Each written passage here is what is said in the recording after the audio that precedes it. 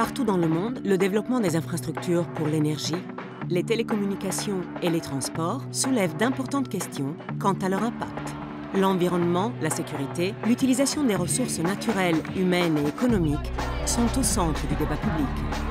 Pour ceux qui se demandent si la nouvelle ligne ferroviaire Lyon-Turin, en cours de construction sous les Alpes, est un projet capable de répondre aux défis du temps présent, voici une réponse en 4 mots-clés.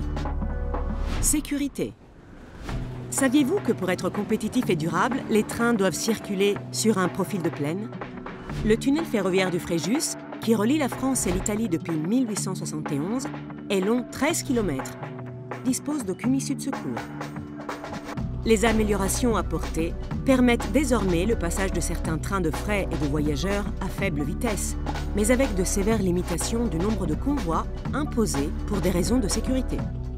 En outre, le diamètre, la pente et le tracé sinueux rendent ce tunnel peu compétitif par rapport au transport routier des marchandises et au transport aérien de passagers.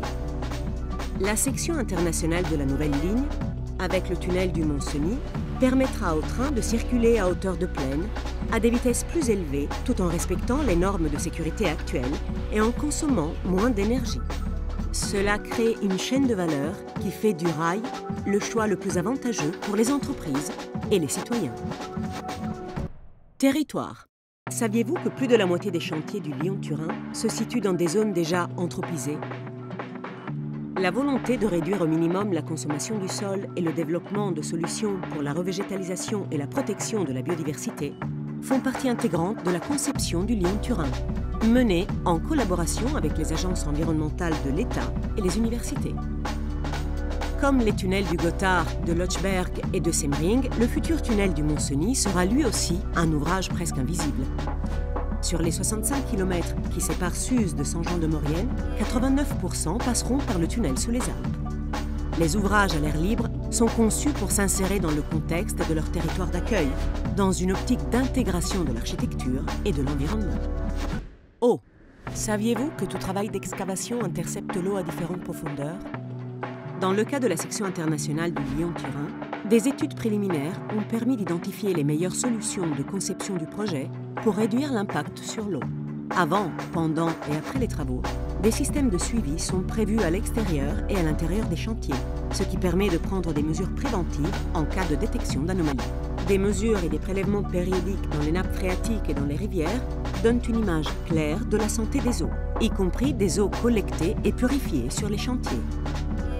Les eaux de pluie et les eaux d'exore sont réutilisées sur les chantiers et ces dernières, compte tenu des températures élevées, peuvent être valorisées en tant qu'énergie géothermique. CO2. Saviez-vous que la nouvelle ligne ferroviaire Lyon-Turin durera plus de 100 ans? Aujourd'hui, plus de 90% du trafic de marchandises entre l'Italie et la France se fait par camion, une situation qui ne peut être inversée que par des infrastructures qui réduisent les émissions de gaz à effet de serre à long terme. Le train pollue 26 fois moins que la voiture et 65 fois moins que l'avion, notamment parce qu'il peut être alimenté par des énergies vertes. Le tunnel de base du Mont-Cenis permettra de réaliser des économies annuelles de CO2 équivalentes à celles des villes telles que Vérone et Nice, grâce au transfert du trafic routier vers le rail. Les émissions produites pendant la phase de construction seront compensées au cours des 15 premières années d'exploitation. La nouvelle ligne Lyon-Turin représente donc un effort considérable pour notre génération, mais une solution à long terme pour les suivantes, qui pourront bénéficier de moyens de transport collectif plus rapides, plus sûrs et plus durables.